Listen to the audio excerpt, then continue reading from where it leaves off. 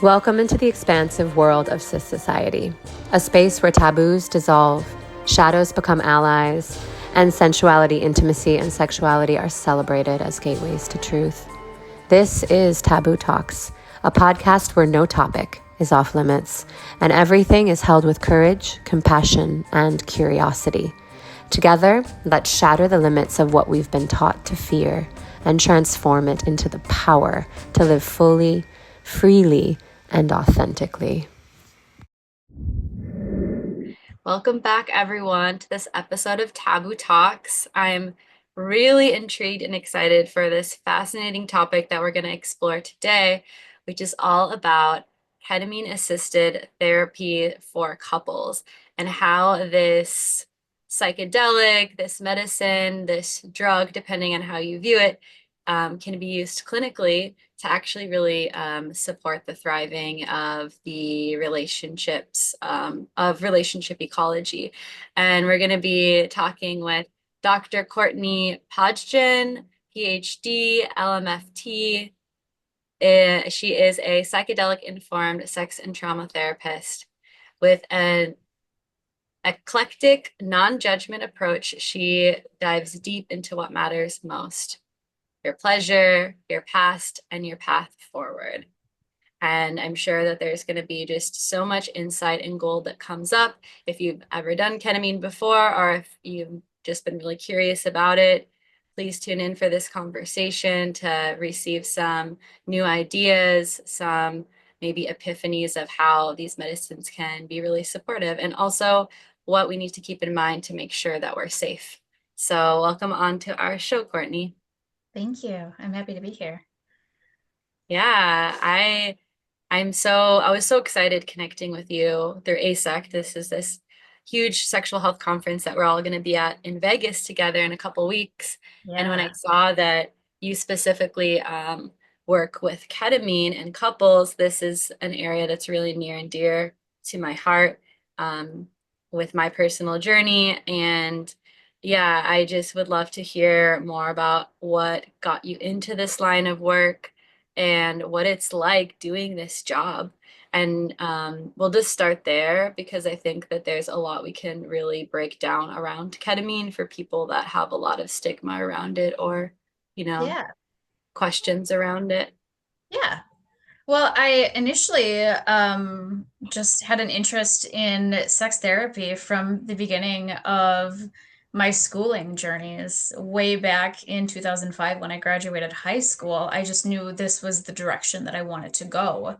Um, and when we think of like sex therapy and all it includes, we think of like this funnel, right? And then when you funnel it down to like your um, specific interests, what I landed in was couples and specifically working with the BDSM and kink community.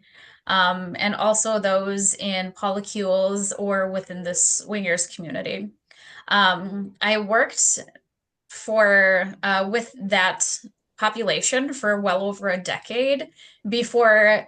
It's not that it got necessarily stagnant, but it was like I needed another tool to add to my belt, something different, and I knew it wasn't necessarily like a sort of run-of-the-mill therapeutic approach, and I stumbled on ketamine. And when I, did some more research and was like, wow, this is really impactful. And I didn't read anywhere specifically that it was applicable to couples. It was just kind of something that I was like, well, let's try this. And my first ever ketamine journey that I facilitated was with a couple, and it was beautiful. And it's just something that I continued to do from there. Mm. Yeah, this is so beautiful just from my own experience using this medicine in my relationship. It really helps to dissolve the walls and the barriers and the boundaries between, not just in the physical, like where your bodies kind of melt together, but in the energetic boundaries we wear, in the verbal boundaries of like, oh, I shouldn't say that. It just for me, in my experience, like the medicine really helps to free the expression and to not be so attached to how it lands and also not be so attached to how it's received.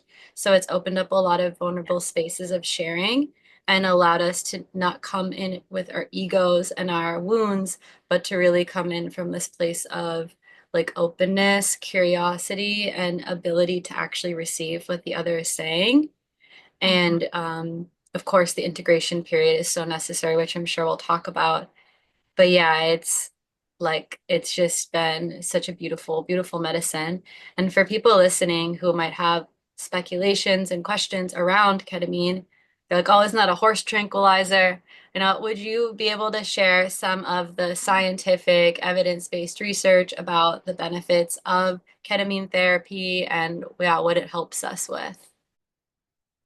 Hey, hot stuff. We're going to take a quick pause from the show just because I am so excited to tell you guys about one of the most transformative online tools that I've used that has really unlocked my pleasure journey to the next level. And that is the OMGS course. So until this last year, I actually struggled to orgasm on my own without the help of a toy. I felt dependent, I felt hopeless, and I honestly felt like there was something wrong with me. But within just 2 weeks of starting this course, I had my first orgasm from my own touch. And I was like, hallelujah, I'm not broken. And it's just opened up so much since then. I can honestly say it's just gotten better and wetter from there. So, OMGS course is a fun, user friendly course packed with all sorts of different videos and techniques and showcases a myriad of different women. And it will completely shift the way that you experience pleasure. So whether you're struggling with orgasms or maybe you just want to amplify your pleasure, both solo and with a partner, this course is truly a game changer. You can use the link in our show notes below to unlock your orgiastic potential and also to support the expansion of the SISociety movement. Now back to your show. Yeah. So, going back to the sort of common reference of being a horse tranquilizer, ketamine is an anesthetic. That's what its primary use is for in very large doses. So if you were to have like a significant surgery, you might be given ketamine or an alternative anesthetic. But what ultimately happened was, ketamine was discovered to have these antidepressant after effects that came very naturally. And so then it was something where people just continued to make this, it was consistent. It was very consistent, whereas like this antidepressant after effect of ketamine. And so sometimes we joke in the field that like ketamine is like an antidepressant on steroids because it can have very rapid effects when compared to your traditional SSRI. It just interacts with the brain differently than an SSRI does, where it can take effect like within hours or it can take, a week, but typically it is exponentially quicker. It's not a panacea, it's not your magic bullet. It's just part of your treatment.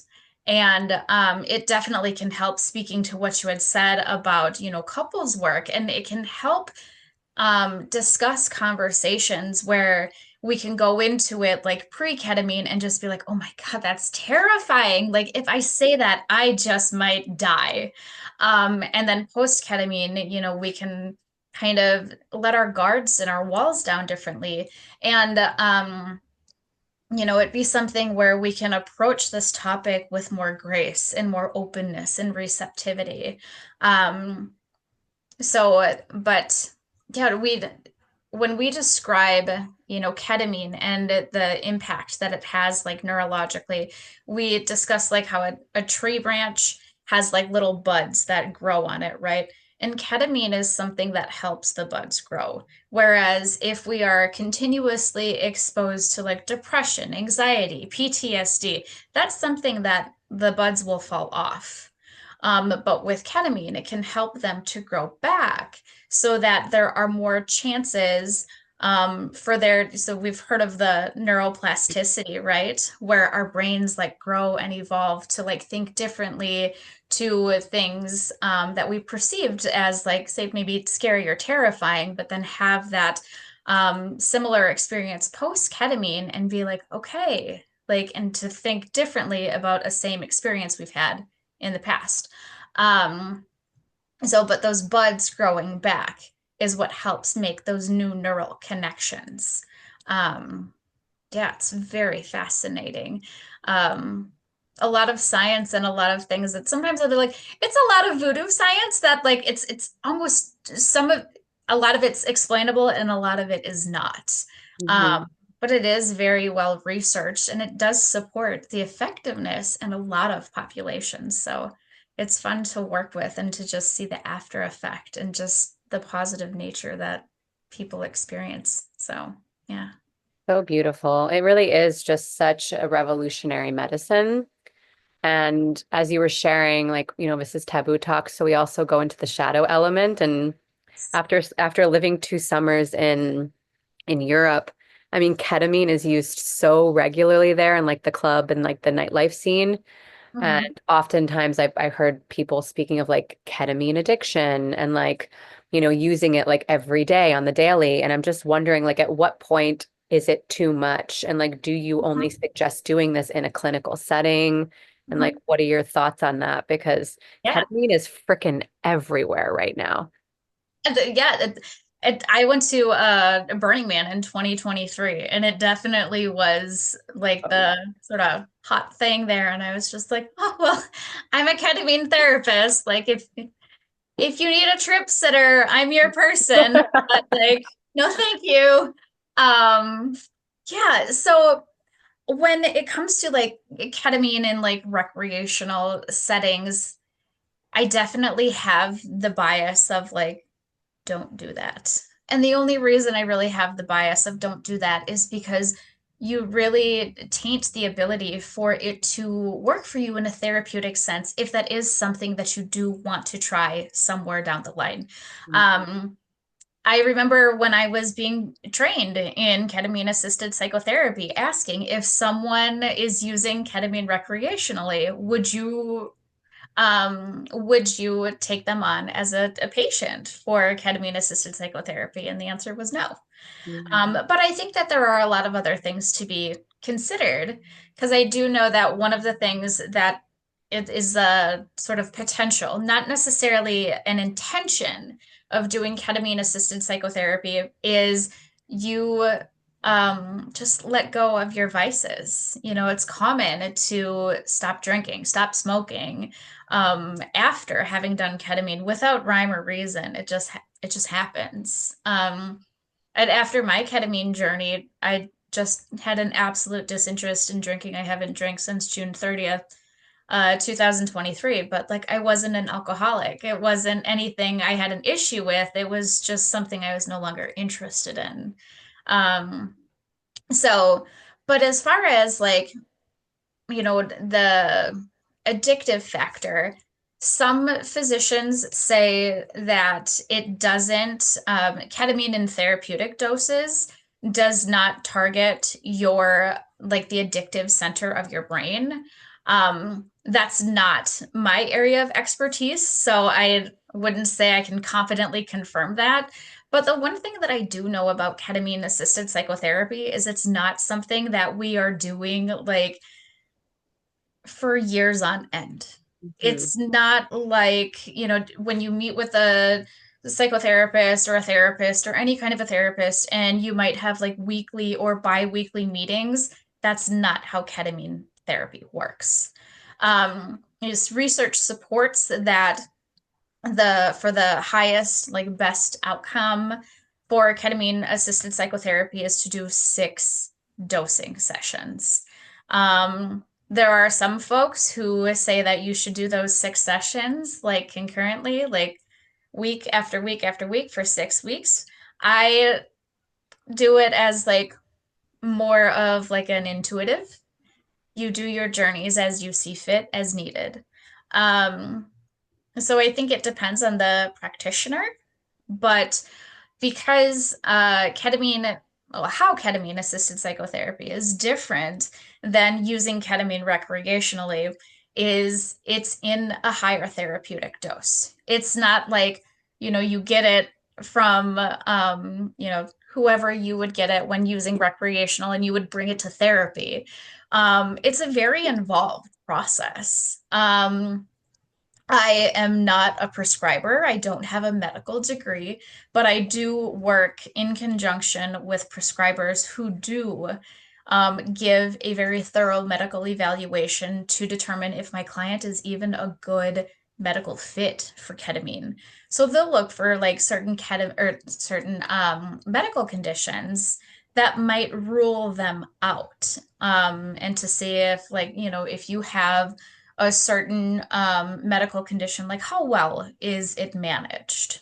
And even for on my end, it taking into consideration certain mental health conditions. For example, it's not advised that you would give someone, say, with like schizophrenia, um, ketamine, or someone even with borderline personality disorder, potentially, because that can exacerbate their symptoms that they're already experiencing and make it worse than better.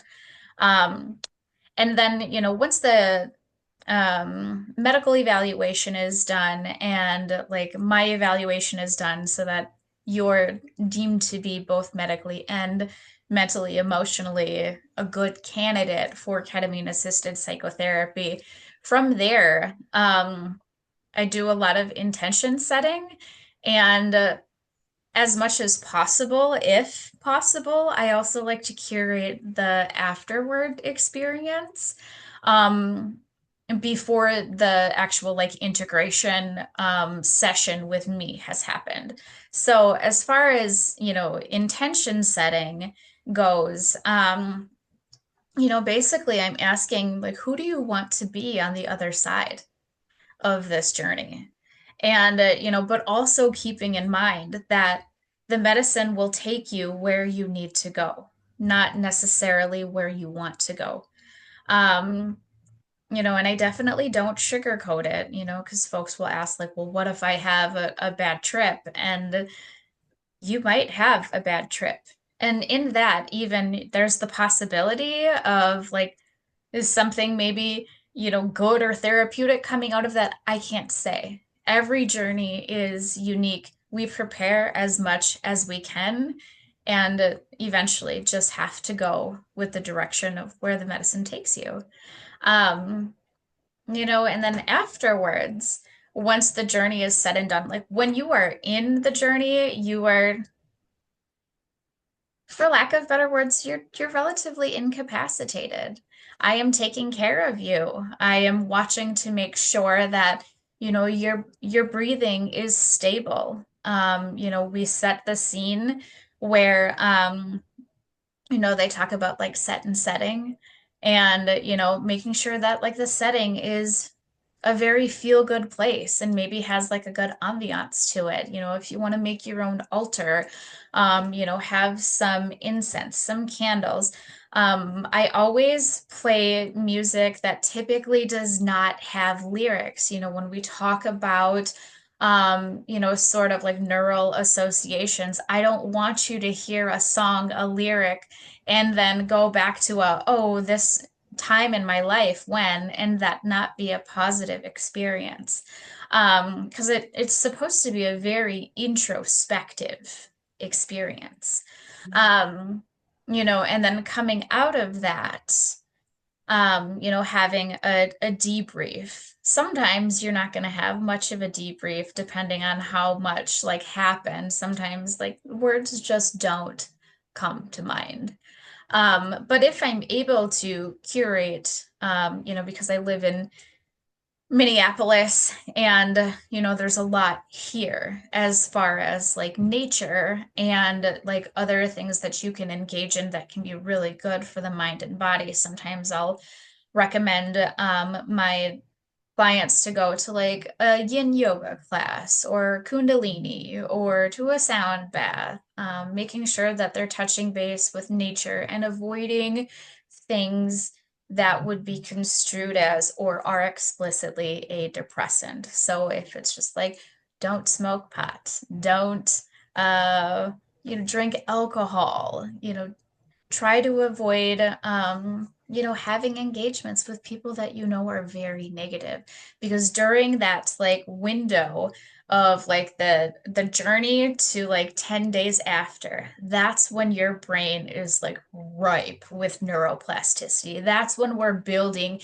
these new neural connections. So that is the perfect time to where it's like, I want to be more in tune to like what I put into my body or how I care for my body. That is the perfect time to, maybe try a new fitness class, or to try to drink like half a gallon of water a day, or like, try these new habits that you want to forever instill.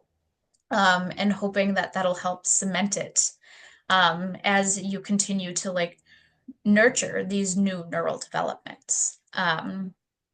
So I guess that's the short and skinny, long but short answer of the beginning, middle, and end of the ketamine journey. Thank you. Thank you. That was really in depth, and I really feel your care with this. Like you just setting the intent from setting the intention to making sure that like aftercare is nurtured. It sounds like such a beautiful ceremony, really, from beginning to end. And I'm curious how does this look for a couple? Like, are they both receiving the medicine at the same time? Like, are they having a conversation right after? Like, what does that whole kind of dance look like? Yeah. So with couples, it's a little bit different. Um, it's like same but different.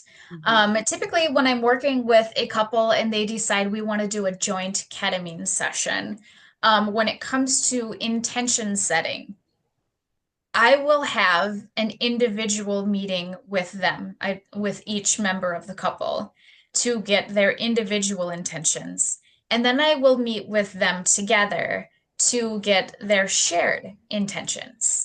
And then typically what I do is um, sometimes it can be difficult to answer the question, who do I want to be on the other side? And so oftentimes clients will answer the question as, who do I not want to be on the other side? So I take note of that and then I'll write it in the positive. And I write it like I will literally write the intentions down on a sheet of paper in the present as it is something that they already possess, as if it's something that is already a character trait of theirs. So once we go into the ketamine journey, my couples will be together in the same room. And we'll review these intentions together, the individual ones as well as the separate ones. And then once we start the journey, they have the mindfold on. So it's just um, this fancy sort of blindfold that has like peepholes so you can open your eyes but still see darkness. I appreciate it because when I did my ketamine journey, I had just gotten my lashes done. Um, so perks to the mindfold.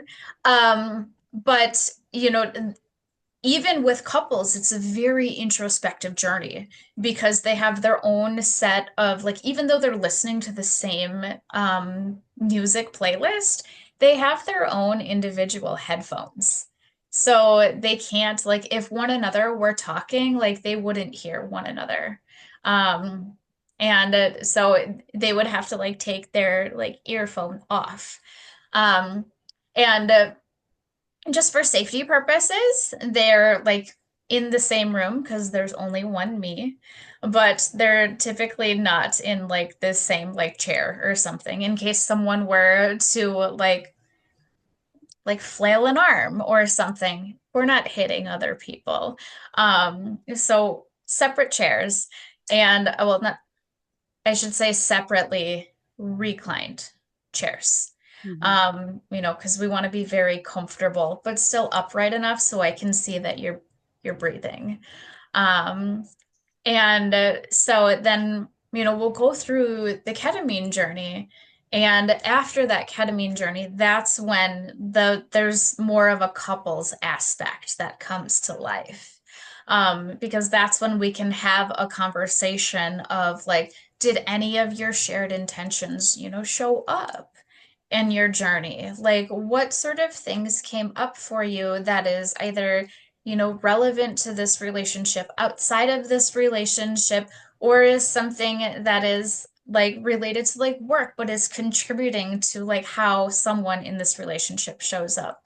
And, oftentimes when I'm working with couples will have intentions of wanting to be more open, more intimate, more connected, and less fearful of like being vulnerable.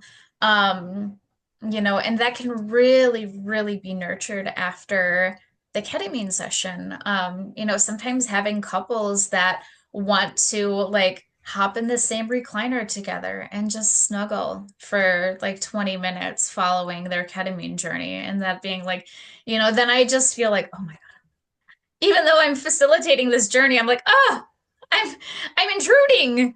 But it's really beautiful to like witness that connection. Um, yeah, so that's just one of the ways that you can do, ketamine therapy. I think with each practitioner, it's different in how they would approach couples work. But that's just kind of my style. And same thing with the couples as I would with individual therapy, as far as trying to like curate the after effect of making sure like you get out in nature or like trying to engage in some of the habits that you are trying to integrate into this relationship and into um who you want to be or how you want to show up. um yeah. Hmm. Mm. Yeah, I have a question for you about the actual journey. Do you feel that it is some disservice if the couple is like physically connected during the journey? I mean, you mentioned that they could hurt each other if they fling an arm, but have you heard of other practitioners letting the couples actually kind of merge like energetic physical fields Yeah. during the journey and how that also turns out? Yeah. Well, and I think it's also dependent on the couple. Because if the couple is bringing in like some heavy sort of emotional baggage or stuff from like previous relationships or past trauma, that might be an instance where I would not want to have the couple necessarily connected because I don't know what's gonna come up. Hmm. Now, if it's something where it's like, nope, everything's like kosher here, like no issues, there still is the, possibility, the risk of something coming up. But I also like to put it up to the comfort of the client. Um, because in the grand scheme of things, they know themselves better than I will ever know them. I am just a blip in their life. Um, and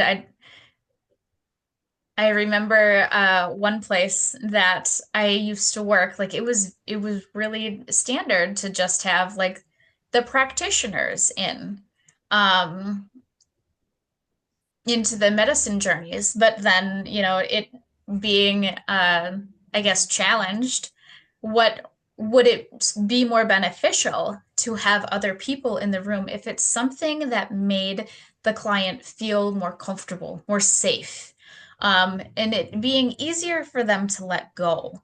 So I think it's a case by case basis. And that's kind of the beauty of therapy is there's no sort of right or wrong way to go about it. A lot of it is trial and error. And because ketamine therapy, at least in, Minnesota, is still relatively new, um, we all have our, I think, our ways of doing things and our quirks. And, some folks have, their ketamine practice where it's more like spa based. And, there's like an ambiance to the room. And And then there are other folks where it is very clinical. And then there are other folks where, we do the ketamine journeys like in the client's home. And then there are other folks that do it virtually and then have like a trip sitter who like the therapist has like the telephone contact to for like any emergencies That's arising. wild. So I heard of this and I forgot about it until you just Yeah. mentioned it. But I actually think I recently met a woman who Mhm. did ketamine-assisted therapies through Zoom. Yeah. I almost did that job. I was in training for a job like that. Were you the woman I was talking to? I learned all about the procedures of doing that. Yeah. Yeah. For somebody that has never done ketamine and maybe is interested, but they're nervous and they're like, what's going to happen to me in my Mhm. body and my mind? Can you just explain some of the side effects and what goes on physically?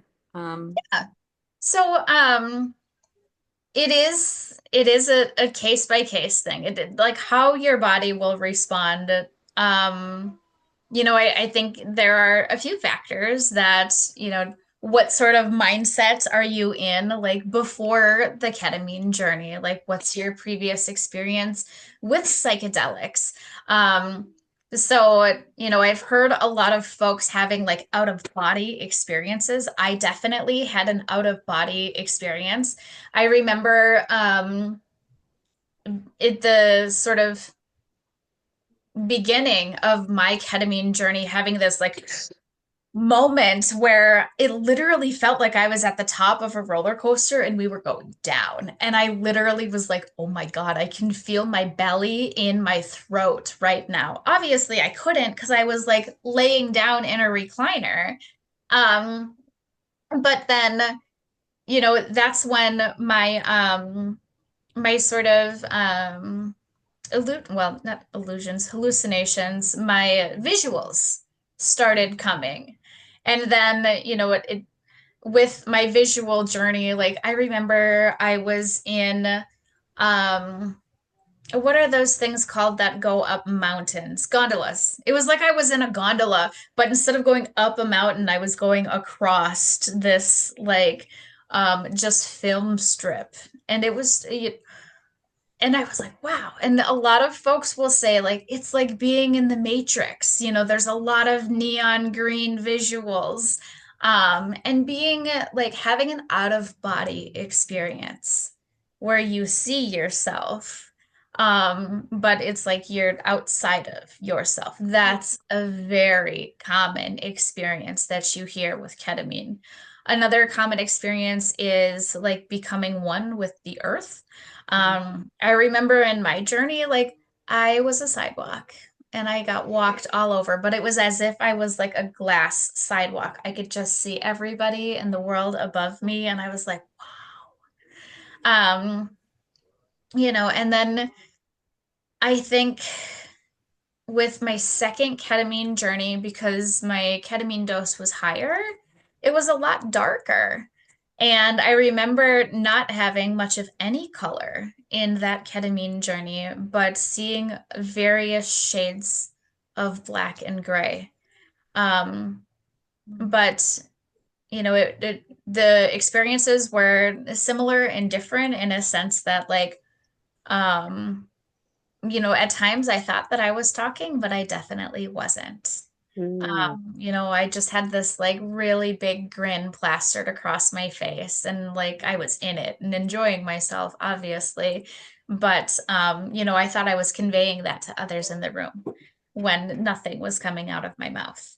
Um, so, just the experience typically of um, you know, thinking that you may be talking or moving, but you're not talking or moving, but also having, visuals. And, sometimes when I'll, play the music that doesn't have any words, I'll have clients come back and say, like, are you sure that didn't have words in it? Because I definitely heard words. I'm like, nope, it definitely didn't. But, and then one of the things that I'll also do after the ketamine journey is I will send the clients their playlist so they can listen to it again.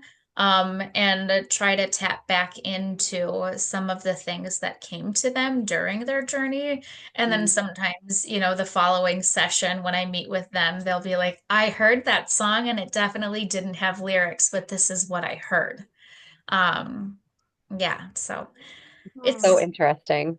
very, It Yeah. really is. And every experience is so different from person to person because the medicine doesn't give you what you want, it gives you what you need. We always say yes. that. And for me, I mean, how it was interesting because I met ketamine before I met ketamine. I had a lot of friends that were partaking in it and transforming their lives. Like one friend in particular who I just like, I known her for a while and I saw her and I was just like, something's different about you. Like, what is it? And she wouldn't tell me for days. And then Yeah. finally she was like, it was ketamine. And I was like, holy shit. Like, I just really like her energetic body, the way that she was interacting with the world had completely Yes. transformed.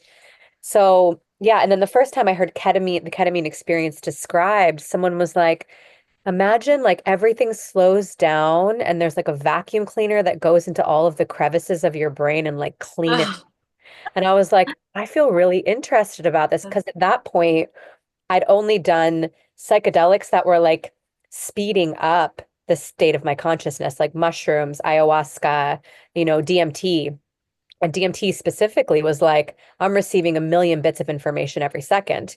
So I felt really curious and open to sitting with ketamine based on what I'd heard about it.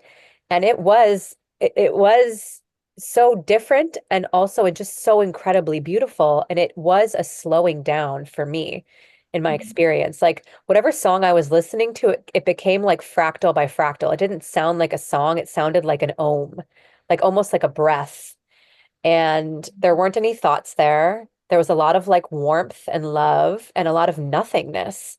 And when I came out of it, I was singing. Like as I sat up from the experience, I started singing and I was so fucking happy to be alive.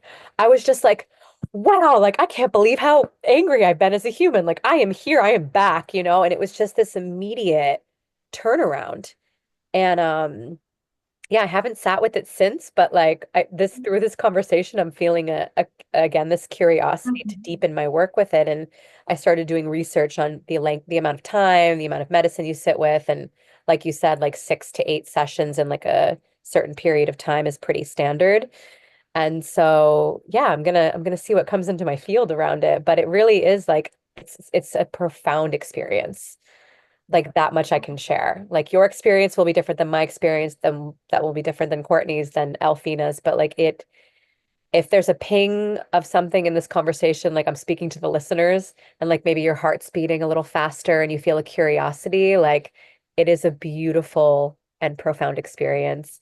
And specifically when you do it in a clinical setting with somebody holding space for you. Yes. mm, Yes. mhm. Yeah, I feel like it's so interesting hearing both of you ladies sharing your experience, and every experience is totally unique as well, depending on who you're with, where you're doing it. Like, there's so much that it's done recreationally where people are snorting the powder, and that experience is so vastly, drastically different than doing like a lozenge or like getting it at the IV like put into you and actually having, 200 milligrams or more, like the therapeutic dose, where you just completely blast off. It's like, I think it's one of the most galactic. I feel like it's so galactic when I do it. I feel super connected to cosmic consciousness. And like I'm really able to download from source and download from my highest self. And I always just feel so much spaciousness like open up in my mind where all the thoughts and chatter live and the stories. And it just clears that. And it's just this direct line of consciousness like streams down, and I always receive a lot of messages of just truth, and it feels really cleansing and nourishing.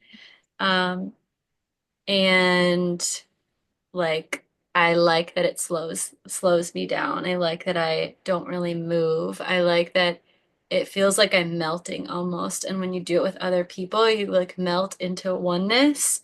If you do it with more than one person, it's kind of really interesting. You literally kind of lose the sense of boundaries and separateness, and you actually can merge into a conscious, like a unified field of consciousness where it doesn't really matter whose foot is that, whose leg is that, like you just become like one organism, which at an energetic level we are one.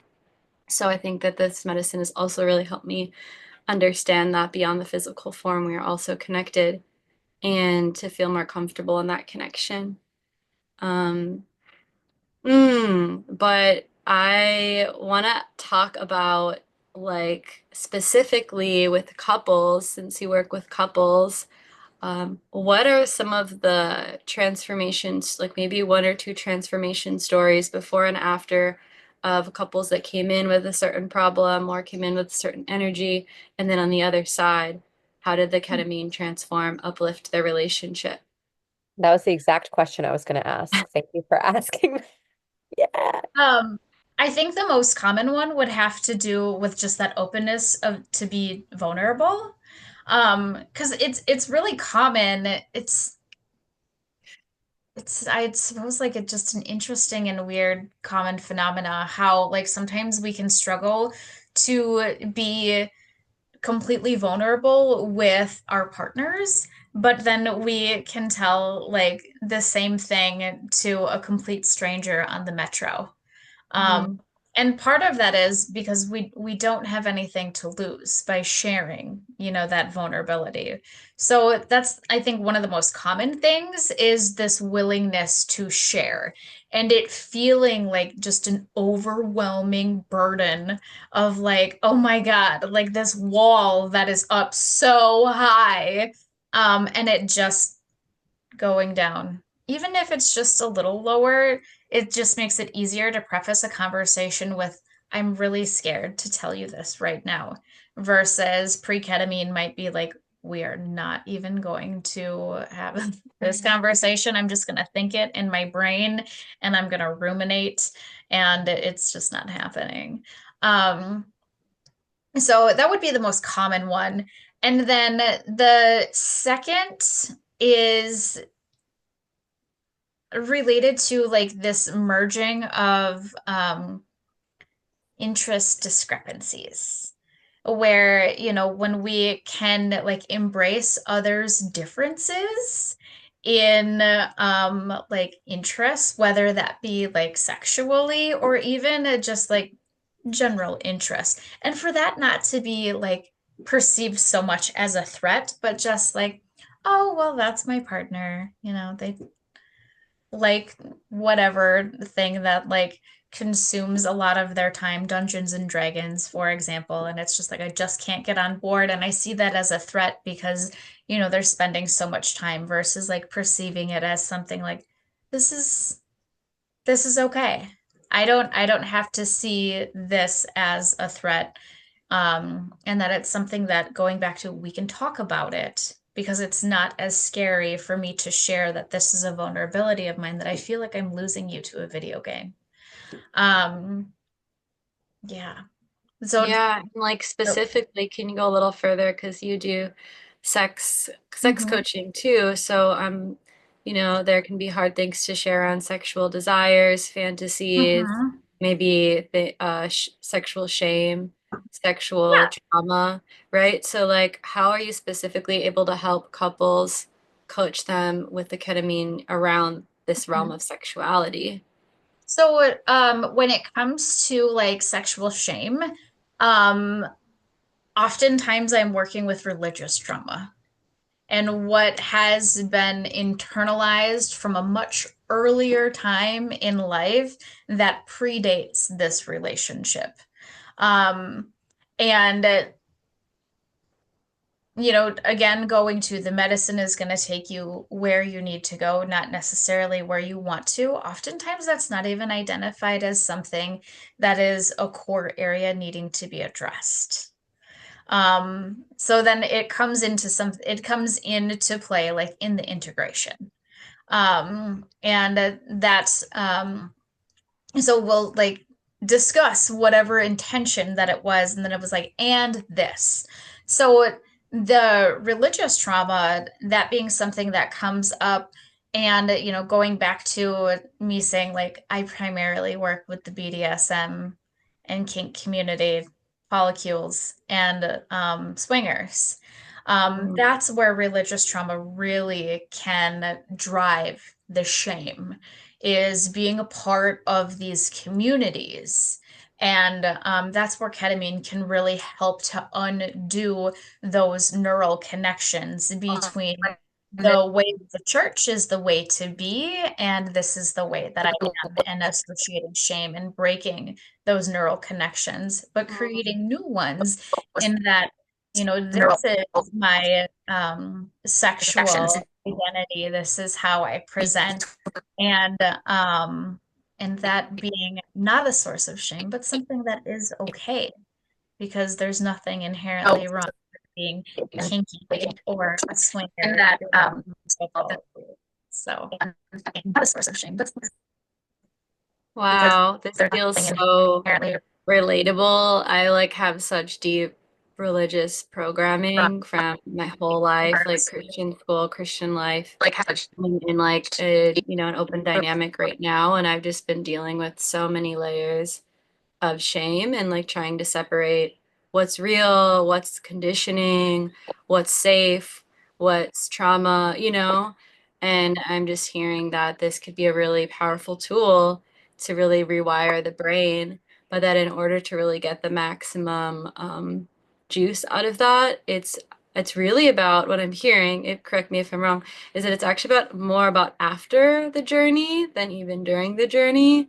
And so, like, let's just say your intention is to release religious conditioning and trauma, right? Then, like, what could you do to really maximize the next 10 days after? What types of activities, what types of tools could you engage in?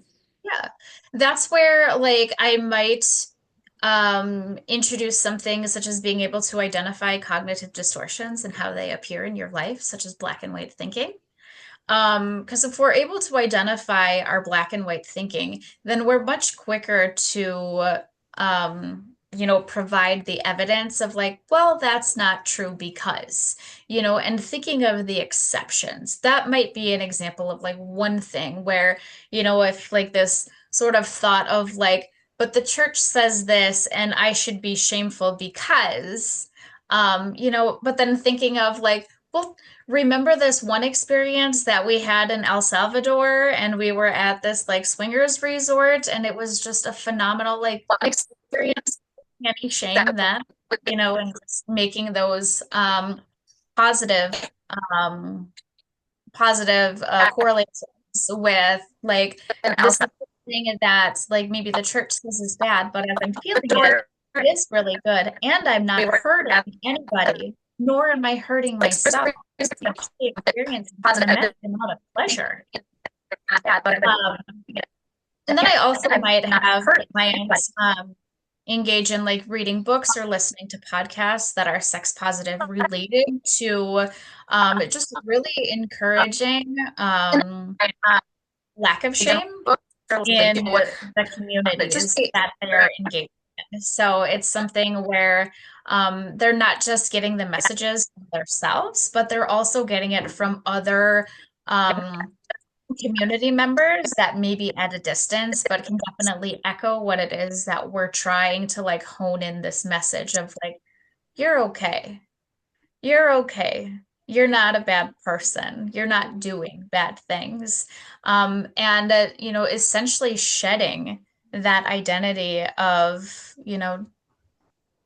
growing up with a very church foundation. So yeah, that would be like some of the things that I would recommend. I love giving homework and like recommending books and podcasts. Therapy with me is much like school, and I will refer to it as such because I'm like, this is like the school of life. Um, Mhm. but again, I'm just a blip in your life. So I like to Mm. give people everything that I possibly can in the blip that I get. Mm. Important blip. Yeah, this is so helpful. Thank you for sharing all of this. I'm like, I want to hire you. I want to hire you to a journey. Are you in Minnesota? No, but we could do it virtually. I'm in Hawaii. Oh, I would have to get licensed in Hawaii, or you would have to come Um, to Minnesota. Oh Oh, a That lot. damn licensure. It just gets in the way of Yeah. everything. Mm. Pepperonis. I I mean, know. Well, Heather, do you have something you want to say before I wrap us?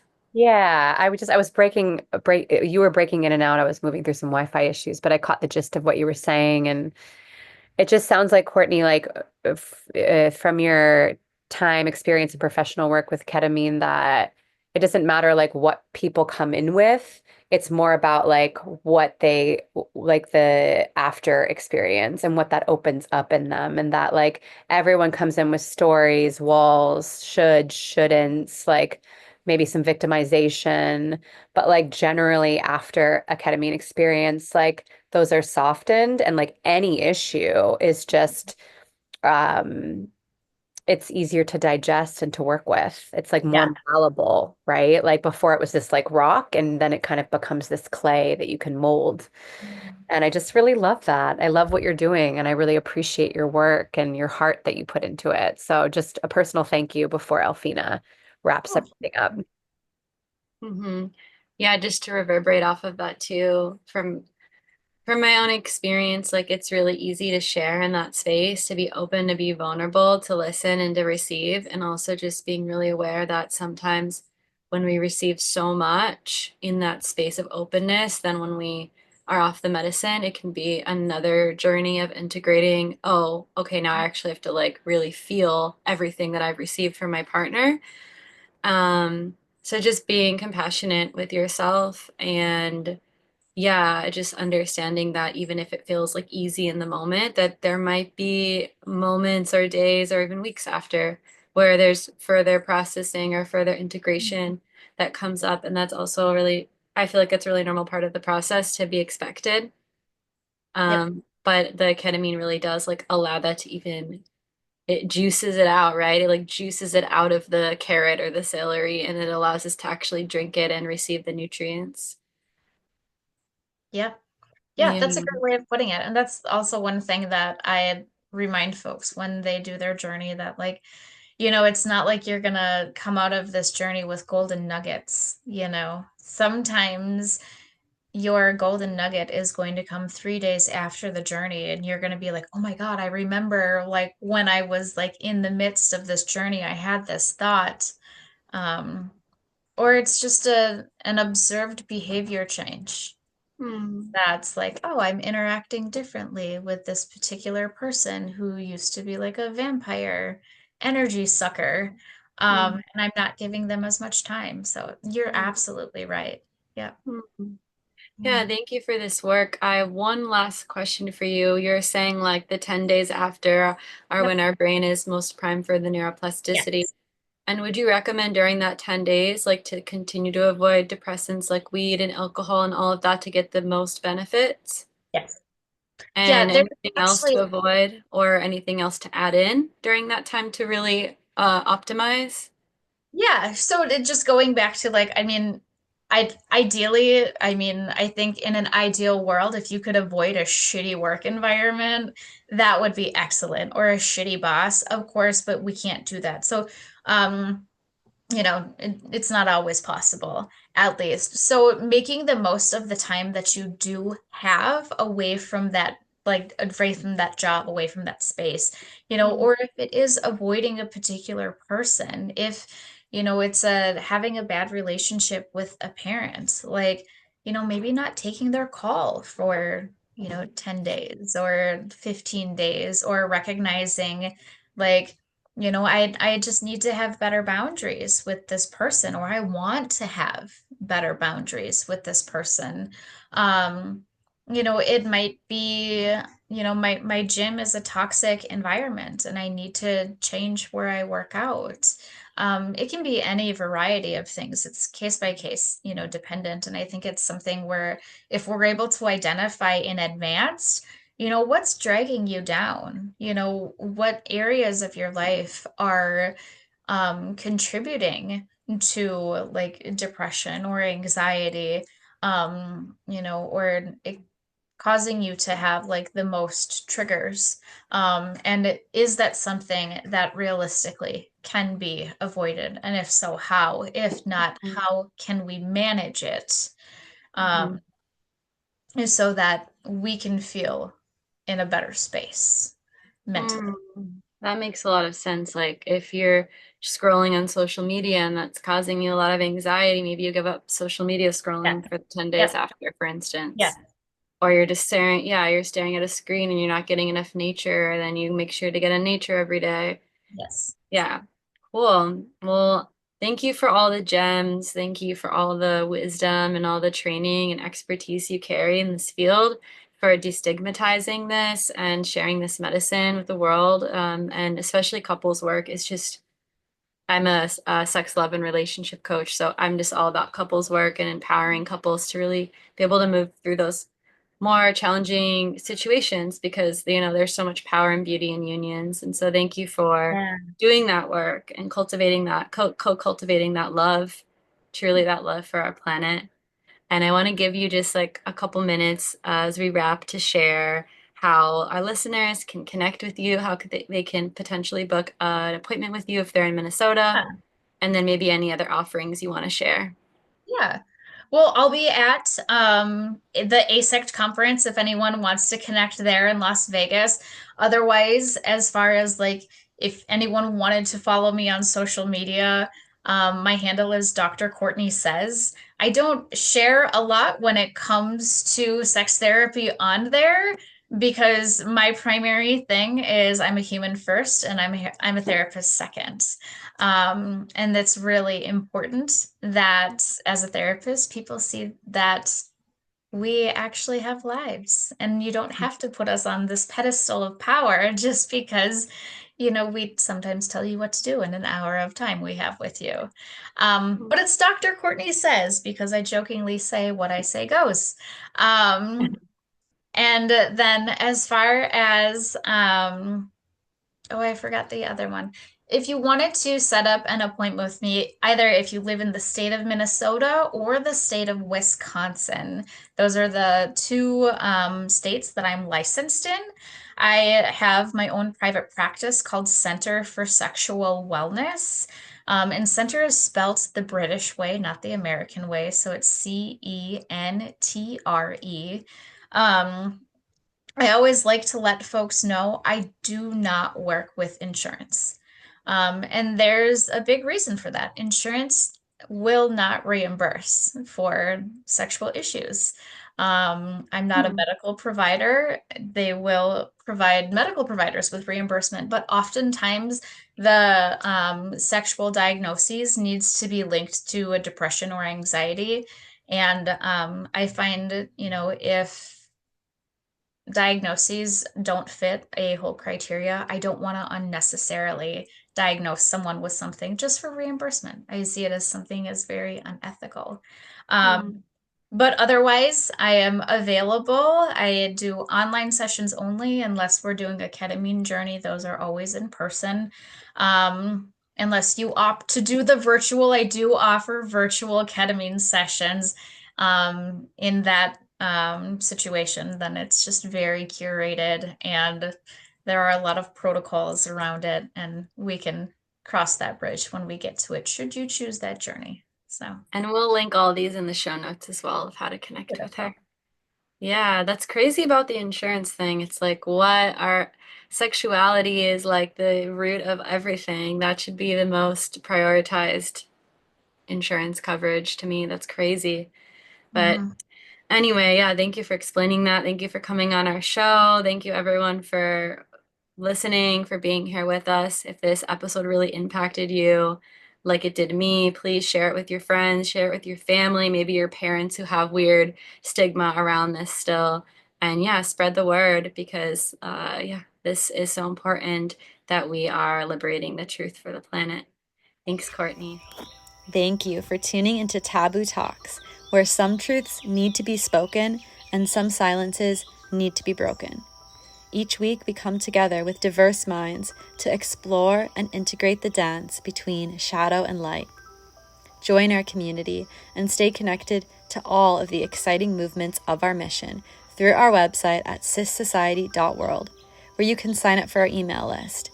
This is the best way to stay updated on new taboo topics episodes of our podcast, and even find live events near you. On our website, you'll also find links to follow our podcast, Taboo Talks, on platforms like Spotify, YouTube, and Apple. For those who want to dive even deeper, you can join our private WhatsApp community to engage in meaningful discussions about taboo topics with members from all over the world. So don't miss a moment. Visit SISociety.world and share these conversations to support the expansion of our mission. Together, we can spark the change the world needs.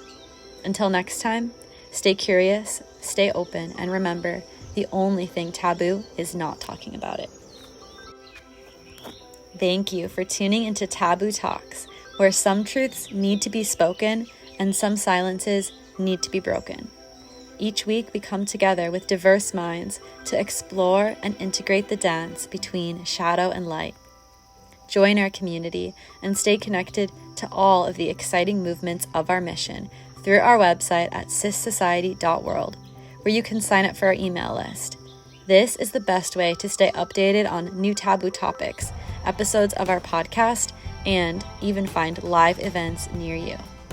On our website, you'll also find links to follow our podcast, Taboo Talks, on platforms like Spotify, YouTube, and Apple.